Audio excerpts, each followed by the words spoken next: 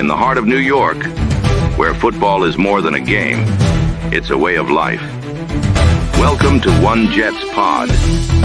Here we recount every Jets game, win or lose, with a meticulous eye. We preview the battles that lie ahead and delve deeply into all things New York Jets. Honest, raw, and unfiltered. If you seek the raw truth, subscribe to our YouTube channel and listen wherever you get your podcasts. One Jets Pod, jet up and take flight.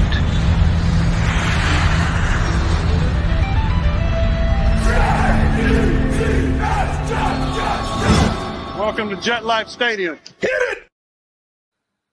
Hey, what's going on, Jets Nation, and welcome back to the One Jets Pod. I'm your host, Randy Yaz, and I'm joined by my co-host, John, a.k.a. JD. My brother, how are you? What's going on, everybody? I'm doing good, Yaz. I'm excited about the season. It's been a while since we got together, so a lot to talk about, a lot to catch up on, huh? You're absolutely right, man. Hell of an offseason.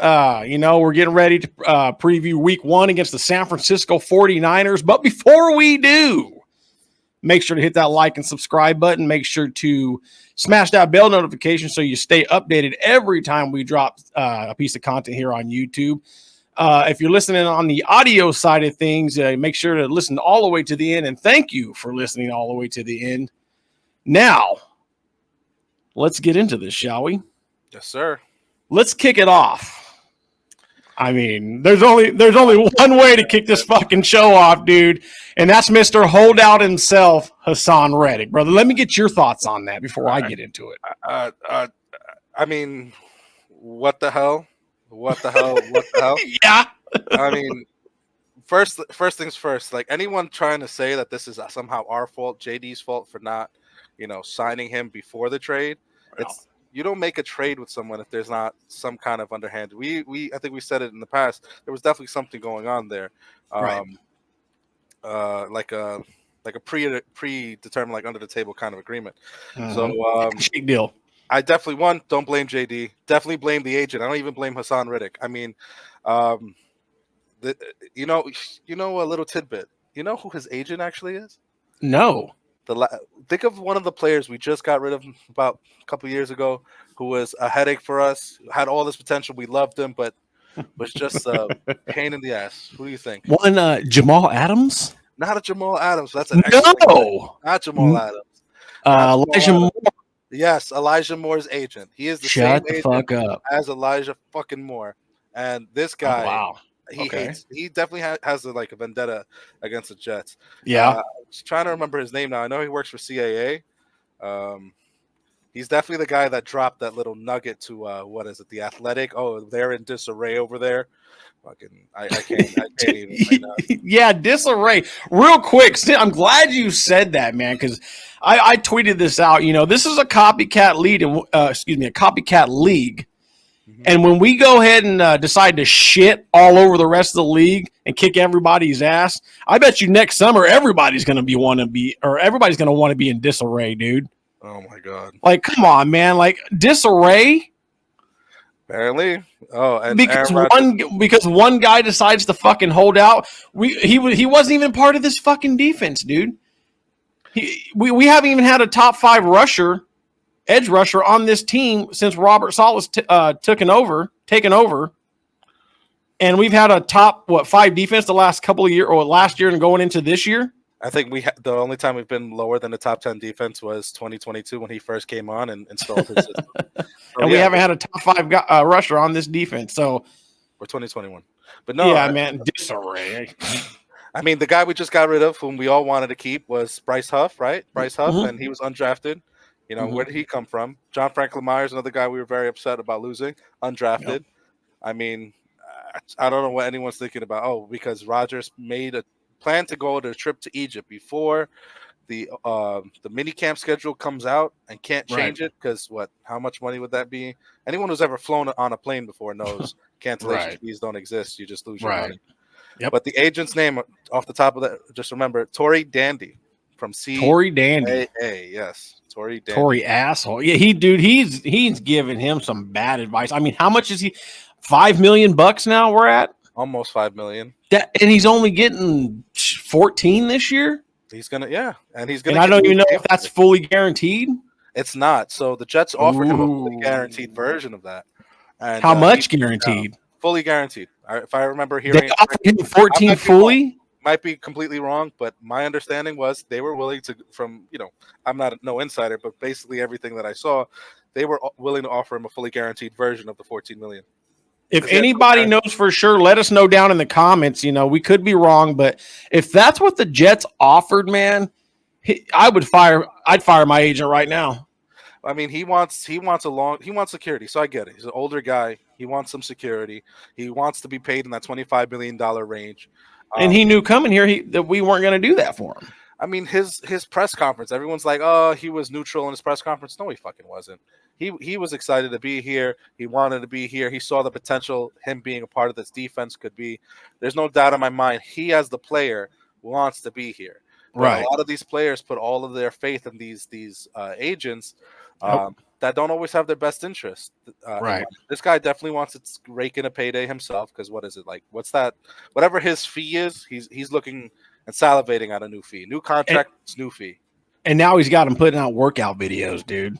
And what? He's going to get hurt. So the Jets will own him for another year, yet not have a contract for him. That's so weird. And that's the thing. If he doesn't play this year, we retain those services for another year. I mean, I don't know exactly how that works, but I mean, he's only screwing himself, dude.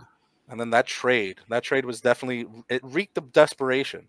I don't know how anyone can say this is on the Jets. He has no leverage. He has no leverage. This isn't like the Aaron who has leverage, Joe Douglas, or what's his face from Green Bay that I'm losing his name off the top of my head all of a sudden.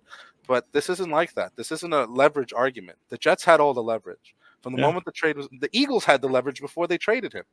You know what I mean? So this isn't even a conversation. It's definitely just a guy who's very desperate to save face, because I can't imagine a lot of NFL players who are veteran players wanting to continue either with him or even with him. I don't think he has a lot of players even signed with him as clients, to be honest. I can see why. Agent, Now, he's before for Elijah Moore too. If we look at Elijah Moore's situation, I mean, Elijah Moore got the short end of the stick. Yeah, and he's kind of rotting away over there in Cleveland. Yeah, so before we move on, do you think Reddick at least shows up? I'm not saying he plays week 1. I don't know if he shows up, within the next 4 or 5 days that he'll play week 1. But do you think he shows up in the next, we'll say, week and a half? I don't know. Ooh. I actually have no clue. Wow. For you to request a trade like that, I mean, the guy was betting on the bad reputation of the New York Jets, the national media hatred. He was betting on that, probably betting on the fans to turn face and be like, JD, what is this? Look, this, blah, blah, blah. But definitely backfired. Even the national media was like, what the hell is this? I mean, what's his face? Judon, when Judon got traded, was it Judon who got traded? And to the Falcons. And then everything he said kind of undermines what they were trying to do in the first place. He said everything you want to hear. He said everything perfect. And I wish him the best. I'm glad he's out of New England. So everyone's saying that, the Jets are stupid. Why would the Jets do that? Atlanta did the same thing. But so everything that they try to pull, it just reeks of desperation. I wouldn't be surprised if he convinces Hassan to stay holding out and frankly even miss the whole year. I mean, man, he's got to be promising Hassan the world. Talking about telling a dude to commit career suicide. Le'Veon Bell's the last one. Yep. Absolutely right, dude. And when he came to us, he didn't have the same burst. He didn't. What was he for us, really? He honestly, and this is what I think. I think he's going to wait to see what happens after that 49er game. I think if after that 49er game, he sees that, okay, they can't really generate, a pass rush like they hoped they would, then the Jets are going to be like, all right, let's get to talking. But I don't think it's going that route. I agree. See, I think he's going to see that this team, like Robert Saleh has always been able to do, the guy is a pass rush fucking factory. And I think Hassan's going to see, basically Hassan's going to be watching Monday Night Football and he's going to be like, oh shit, I'm fucked. And then he's going to have no choice but to say, you know what, I got to show up because otherwise I'm going to lose all my money sitting around for fucking nothing because obviously these guys don't truly need me. Me being there is, makes this defense way better, but clearly they don't need me enough to fucking pay me what I'm asking for. And I'll be damned if I'm going to lose a fucking year and lose all my money. That's where I think this is fucking going, dude. I definitely agree with you there. I don't see.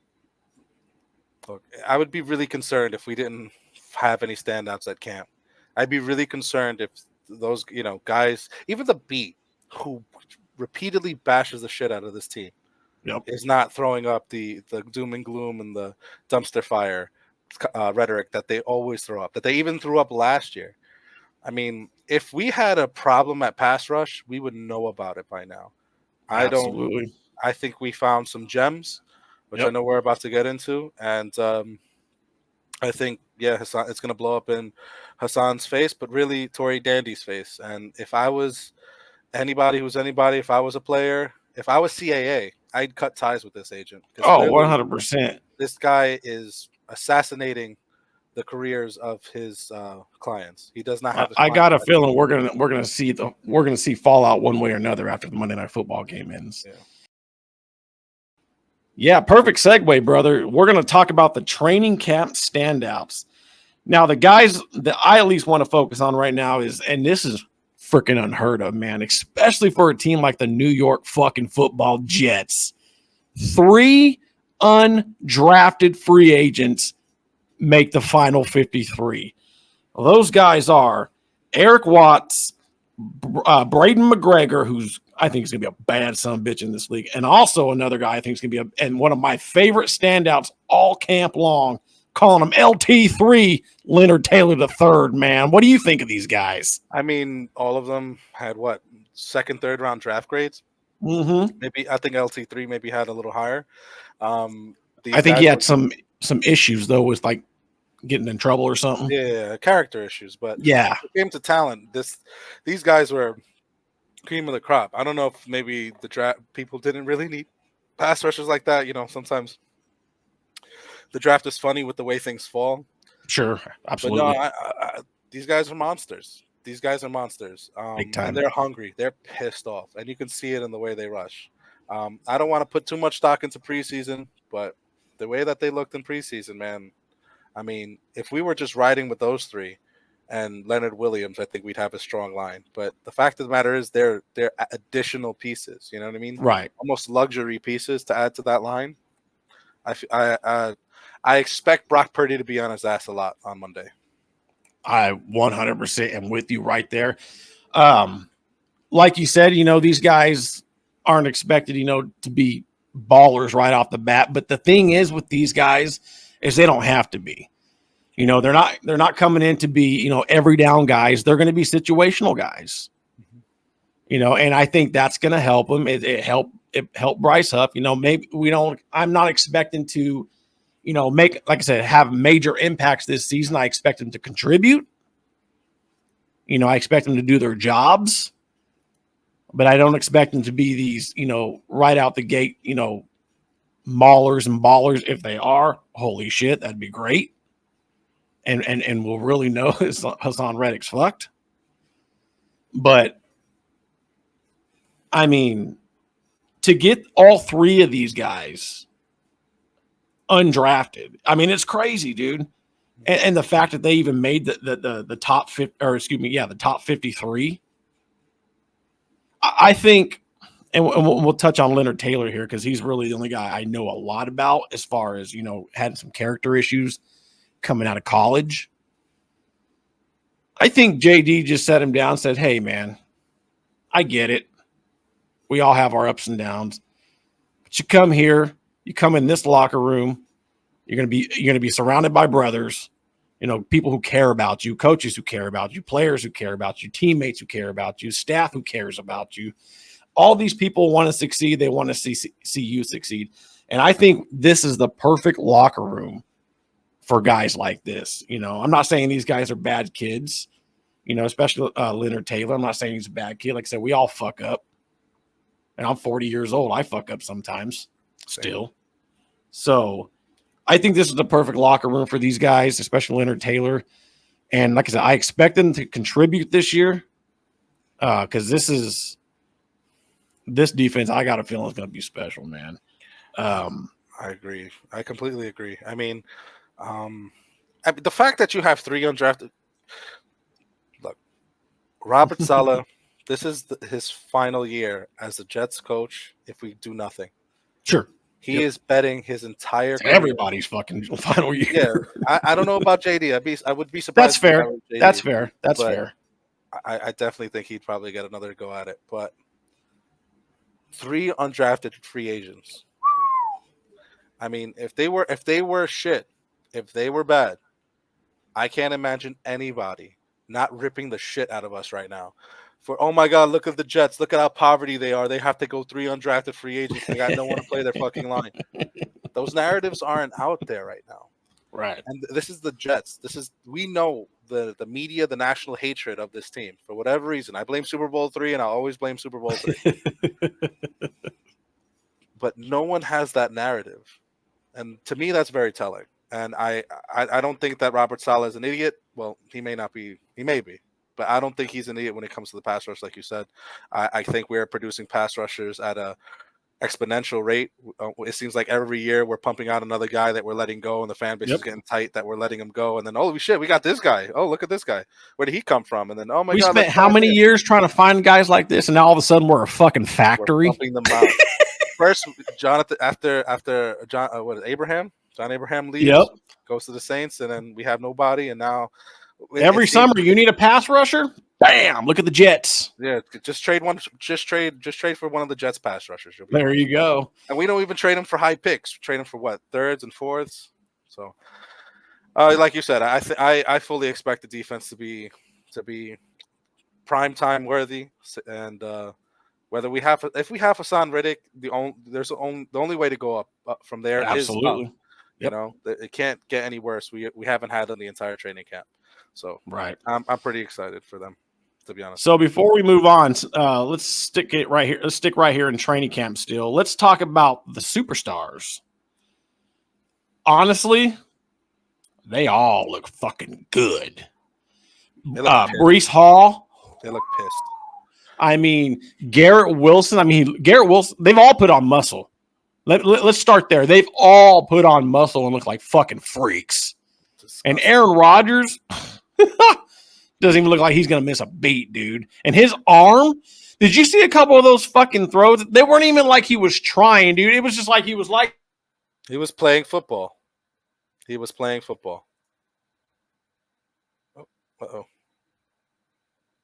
Did we get disconnected? Sorry about that, guys. A little technical. Oh. My fucking said, what?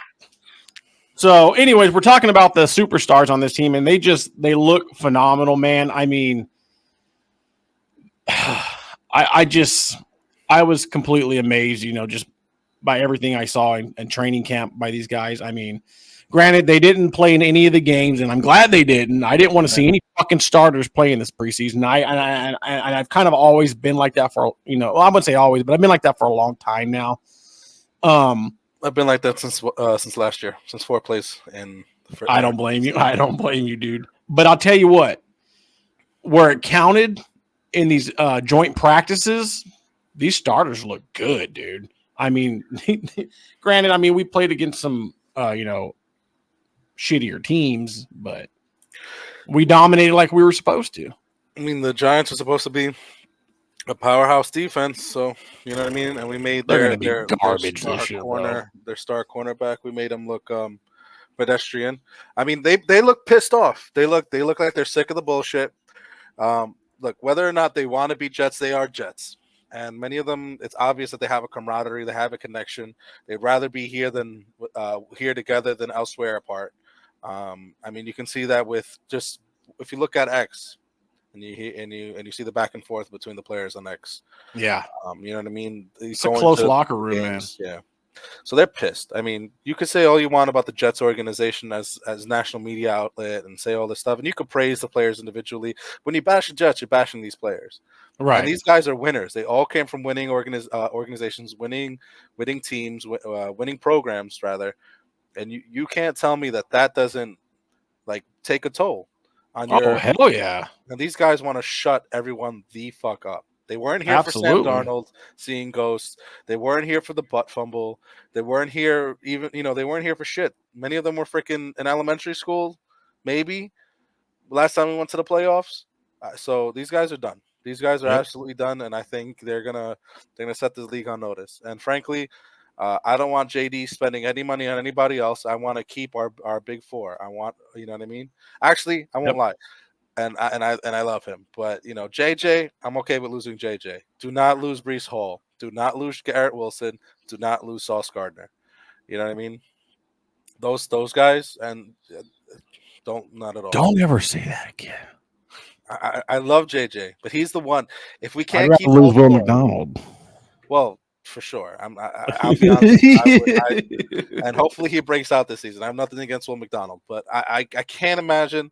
The only way I can, like I told you before, the only way I can see us keeping all four, or basically everybody. So if we do win a championship, with the endorsements these guys are going to get and all the outside money these guys are going to get, that's going to more than well make up for anything that they would lose in a contract.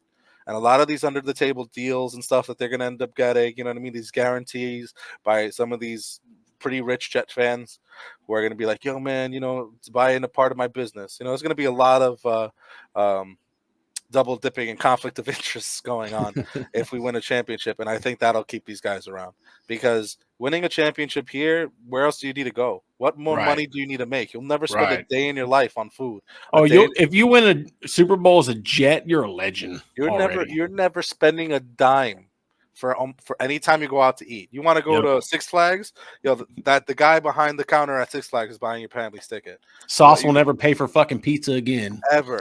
Every pizza, I'm sure there'll be giant pizzerias that be like, go fuck yourself. But any pizzeria that's associated with them is immediately gonna blow. So I do think if we pull it off this year, we'll keep everybody, because where else are you gonna make? I think we'll keep the majority.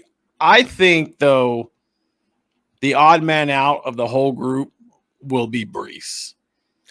I think that's why we drafted these young guys that we did. He's especially like a Braylon Allen. I mean, because you got to think, dude, with Sauce, Garrett, and Brees coming up, I think AVT will be coming up here pretty soon. Like, that's going to get really fucking expensive, man.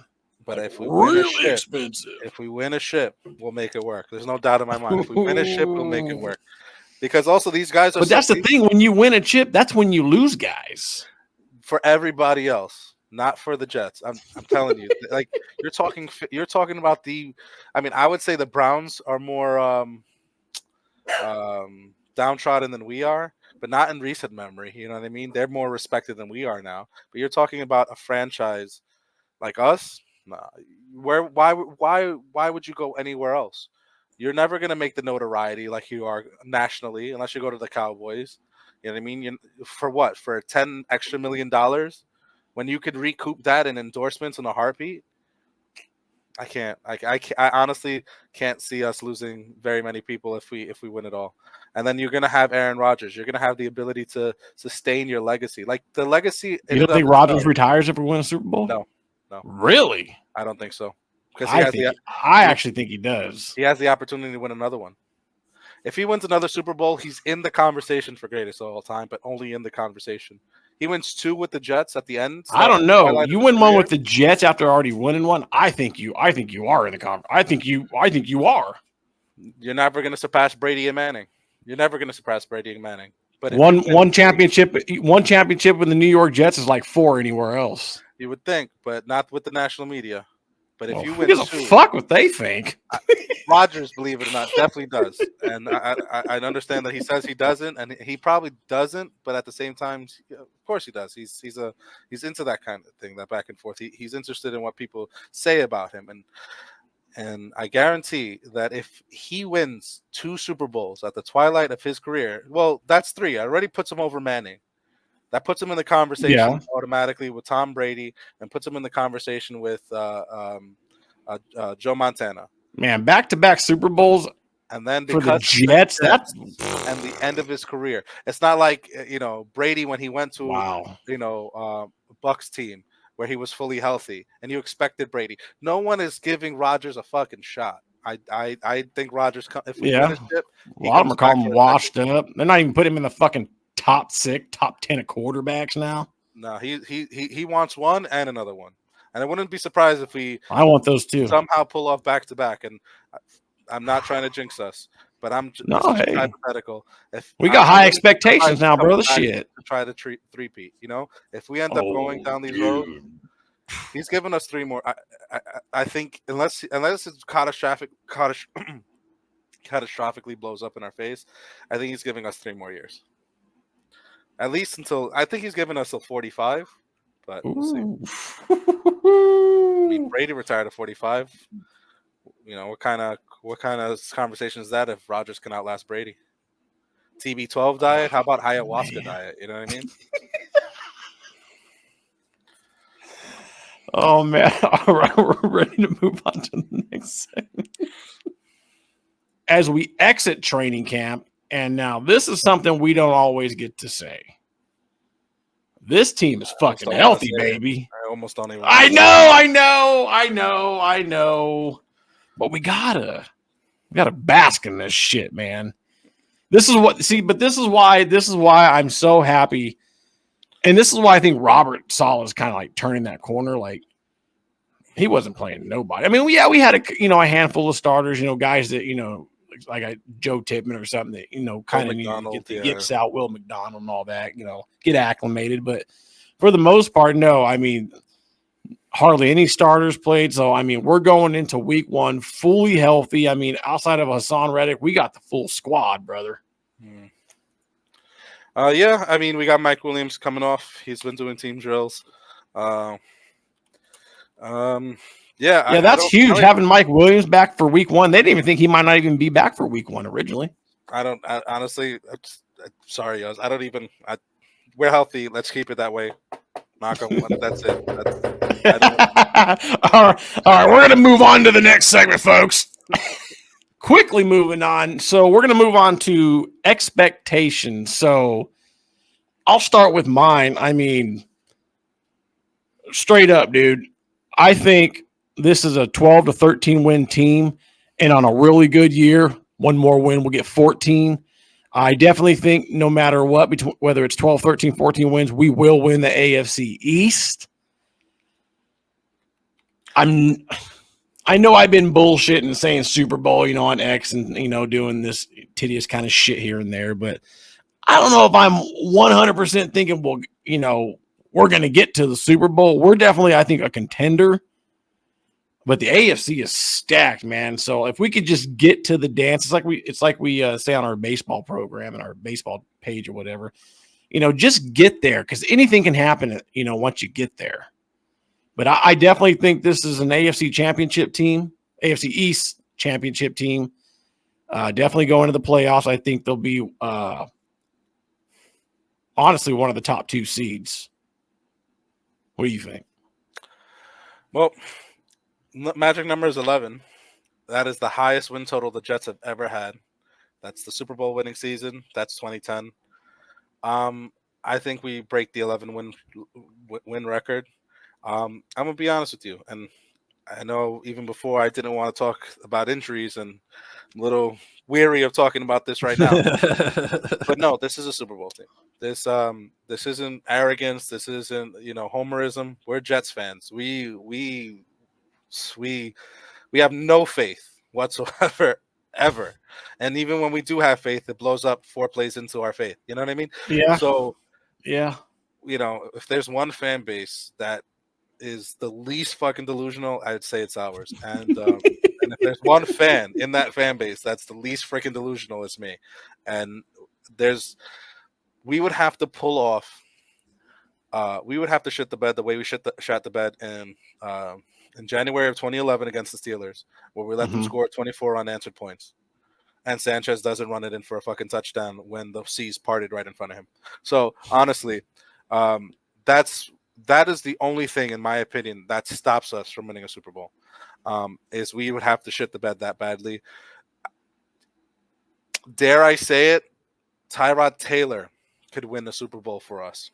Oh, easy, yeah. So I mean, if everybody else was to be healthy, I absolutely agree. I have no, and Tyrod Taylor, a good friend of mine, may he rest in peace, Danny Philiston. He was unfortunately murdered a few years back, trying to break up a fight. But he was an Arena 4 quarterback. He and I started a football team at a school years back, going on, I don't know, 8 years ago, 10 years, more like 10 years ago. And he was a huge Tyrod Taylor fan, like huge. He knew him. He used to tell me, like, if y'all get Tyrod Taylor, y'all will be all right, right? And he also said that because I think there was at one point we were trying to get Tyrod. And then when he went to the Bills, he was like, oh, you guys are done. He wasn't a Jets fan in the first place. He couldn't stand the Jets. So he always was like, oh, you're just a delusional, stupid Jets fan. Why would you like that? You gotta pick a new team. He would always rib on me. And but he was, so the first year that he goes to the Bills as a starter, he goes, oh man, the AFC's cooked. I'm like, why? It's like, because I'm a Tyrod Taylor fan.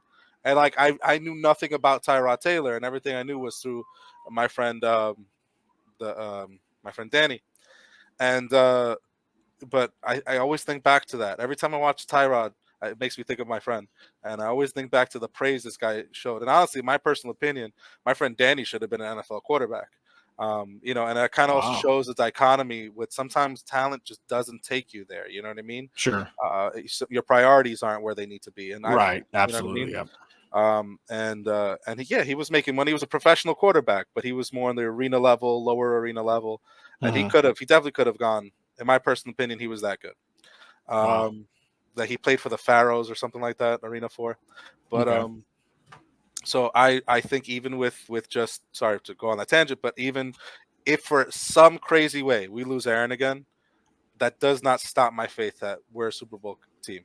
Right, down. You're right. We actually have a backup quarterback, a legit backup quarterback this who's year. won games. When he plays, when he's not scared, when he's not double patting the ball, when he doesn't look like he did for the Browns versus us, if you remember that game, he was just double patting that ball, scared shitless, not chucking it up.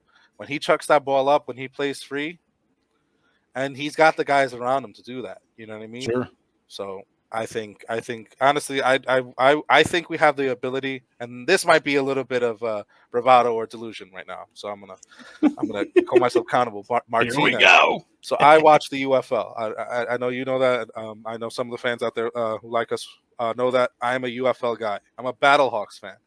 Okay. Battlehawks shot the bed. Also, AJ McCarron hurt himself and he was injured, so he didn't really play that well. But Martinez just kicked the shit out of the Battlehawks defense. And you got a lot of guys from both of those teams, the Birmingham Stallions and the St. Louis Battlehawks, that were signed by NFL squads and are either direct backups or starters right now. Wow. And we even took I think it was the Stallions guy. We have one of our O linemen who's on our practice squad. So we have 2 or 3 players from the Stallions on our own squad. And these are professional players. These guys played with big stakes on national television. You get what I'm saying? Right. So I wouldn't be surprised if Martinez could take us and handle the job. You know what I mean? I'm glad we kept Martinez. I'm glad we didn't keep Peasley. Peasley looked pretty decent, but as much as Martinez definitely looked better. Yeah, he threw that bad interception. You know what I mean? But he's definitely got the skill set. You know what I mean? Personally, I wish Jordan Travis was healthier. He could have gotten some reps, and I would love to see him. But and I really hope he's the quarterback of our future, because look at Florida State right now. Yeah, what are they without direction, without Jordan Travis? So sorry. So that's my whole rant right there. But that's what I think. That's my expectation for the season. Well, before we move on, I will say this, as far as Super Bowl expectations and as far as Aaron Rodgers goes, it's the best roster he's ever played on, and it's the best defense he's ever had in his fucking career, man. And the last time he had the best defense he ever had in his fucking career, which was a top 10 defense, he won a Super Bowl.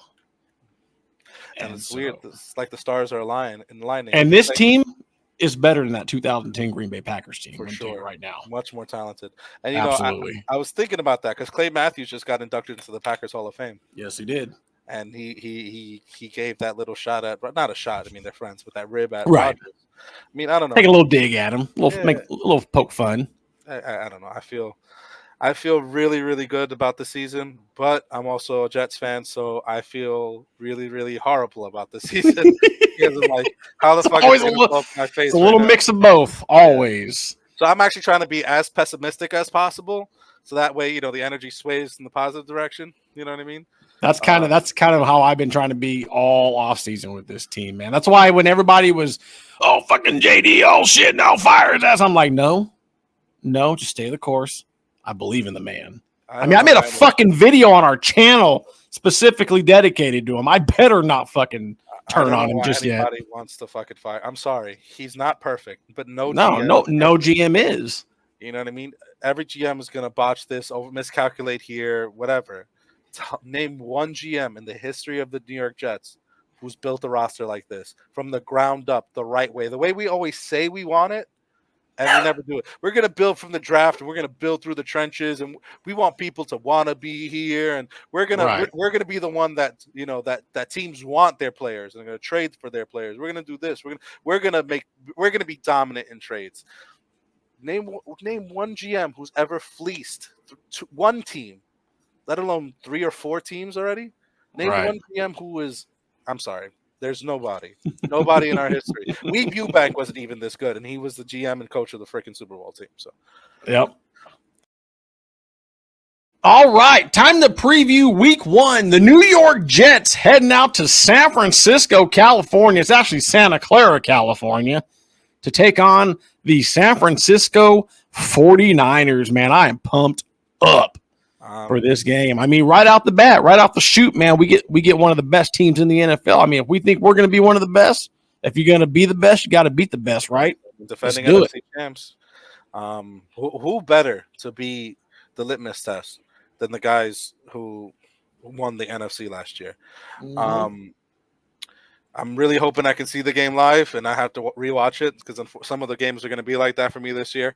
But if I can see it live, if I don't see it live, I'm really hoping that I don't see horror stories on X. I'm going to stay off X, but, I get notifications. But, no, really, what my expectation is, Christian McCaffrey's not outrunning Chuck Clark and C.J. Mosley and Quincy Williams.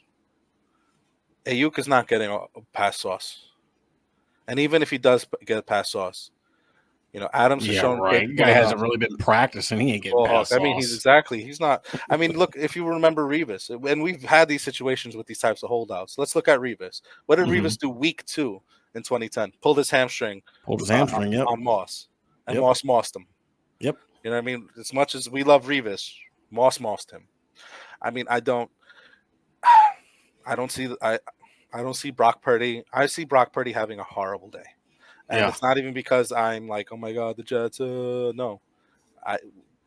I'm not afraid of the 49ers. I think we match up well against them. I think we have better players all around. I think the only side of the ball that's suspect to me still is the O-line, because we haven't actually seen them play as a unit together. Yeah, it's joint practices and they've been holding up. But I mean, that's not, that's live fire up until a point. Now, speaking of O-line, like you said about Brock Purdy, they might not have Trent Richardson. Or was it Trent Williams? I forget his name. Trent Williams. And that's the left guard, no? I mean, left tackle, no? Mm-hmm. That's the blind side. Who's stopping JJ? If it ain't Trent Williams, nobody. Okay, Hassan Riddick shows up on Tuesday. Who's stopping Hassan Riddick? Who's stopping a rotation of JJ and Hassan Riddick? And if Will McDonald does anything, if he's anything, who's stopping Will McDonald, JJ, and Hassan Riddick? On the left side. Who? Tell me. Like I said, you got one wide receiver who's probably going to be a little bit rusty, which they'll probably put DJ moron. I could see Sauce, running with like Debo Samuel or someone. Which I don't know. But Quincy Williams, guy's more of an CJ H-back Mosley guy. with Christian McCaffrey. Mm-hmm. I mean, those are two speedy linebackers, man. I mean, CJ's kind of lost a step, but he still can go, though, dude. Do you remember that hit he put on why is the name escaping me all of a sudden? But it was an iconic hit. It's the one that for me solidified. I want Quincy Williams on this team. I mean, I could see what he was doing. He was over pursuing and stuff back in 2022 when we first got him. But he put it on Derrick Henry. Derrick Henry was always one of those running backs no one wanted to hit, and you heard that hit. Quincy Williams just right into Derrick Henry, and Derrick Henry did not play the same in that game. And I have to be honest with you. I'm not saying that, but I am saying it. I feel like that hit on Derrick Henry changed how he plays the game. Hey, something that can happen. He has not been that dominant Derrick Henry since that happened. And you can think of other times where these dominant physical running backs get that hit by that one linebacker or that one safety that just don't give a damn, and they're never the same again. They're still good, great players, dominant players, still high caliber players, but you notice there's even if it's a slight step, that slight step's enough for a shoulder string tackle. You know what I mean? That slight step behind is overthinking. So, I mean, now I expect. Do you think we can hold the Niners to 17 points or less?